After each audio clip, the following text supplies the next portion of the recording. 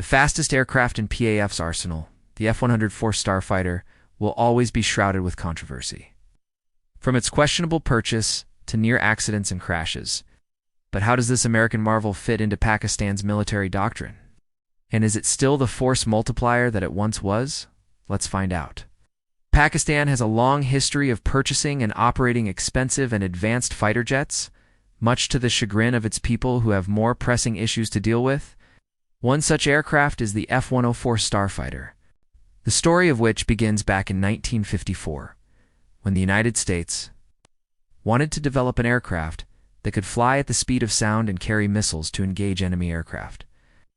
Lockheed was awarded the contract for the same. They had previously developed the F-86 Sabre, which was one of the most successful jets of the Korean War era.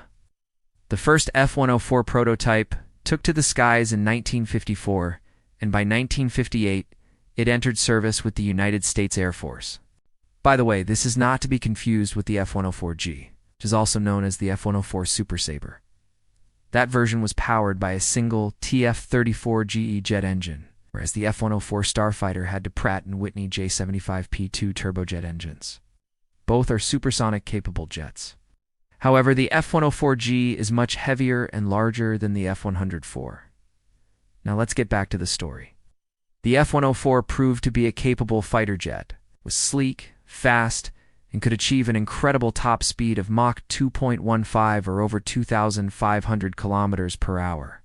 It was also built to be extremely maneuverable, which made it perfect for air superiority missions. In fact, during its time, there was no fighter jet that could match its speed and maneuverability. During its operational life, the F-104 saw combat with many air forces. These include the US, Germany, Italy, Japan, Turkey, Israel, and Taiwan. It was even used operationally by Israel during the Six-Day and Yom Kippur Wars. But that's not all. The F-104 was also used as a reconnaissance and photo mapping aircraft by the United States. In fact, in 1965, the U.S. set a world record by flying the F-104 at an altitude of over 34 kilometers. In order to take advantage of this high-altitude capability, the U.S. conducted a high-altitude bombing run against North Vietnam. The accuracy of these runs was so good that not a single instance of unexploded ordnance was recorded after the bombing runs. This brings us to the question as to why such an effective and successful aircraft would be controversial. Well, the answer lies in the method of procurement. As it turns out, the F-104 was bought from the United States. At the time, Pakistan was receiving military aid from both the United States and the United Kingdom. However, there was a limit on the types of equipment they could receive under these programs. For example, Pakistan couldn't get the latest and greatest from America. Instead, it received hand-me-downs. On the other hand, it could buy modern British equipment like the English Electric Canberra or the F-86 Sabre. However, as the 1960s progressed, things began to change. In 1965, the United States entered into a military cooperation agreement with Pakistan. This allowed for the sale of modern American equipment. That's when the first 3 F-104s were purchased from the U.S. in total. Pakistan bought 12 of them for a price of $8 million each. The first 2 arrived in 1967, and the remaining ones trickled in over the next few years. But here's the catch. Even though Pakistan paid for these aircraft, they were secondhand. In fact, some of them were used as aerial targets before being sold to Pakistan. This raises the question as to why would Pakistan buy these expensive yet aging aircraft? The answer is pretty straightforward. The F-104 was the best fighter jet that Pakistan could afford. At the time, India was operating the HF-24 Marut, which was a Soviet-built flanker. Pakistan desperately needed a modern jet that could counter the threat posed by the HF-24. Mind you, the last F-86 Sabres were delivered to India in 1957. Therefore, by the time the F-104s were delivered to Pakistan, India had long phased them out. So it goes without saying that the F-104 was vastly superior to anything that India had in its arsenal. This is where things take a turn for the worst. The first accident involving the F-104 happened just 3 months after its induction into PAF. On December 1967, an F-104 piloted by an American pilot crashed while attempting a high-speed low-level run. Apparently, the pilot opened the canopy at high speed and got sucked right out of the cockpit. This resulted in the loss of life. Just 4 days later, on December 1967, another F-104 crashed. This one was written off as a technical error. However, this wasn't the end of the controversy. A board of inquiry was set up to determine whether or not the F-104 was safe to fly. Unsurprisingly, the board concluded that the aircraft was perfectly safe. But that didn't quell the rumors.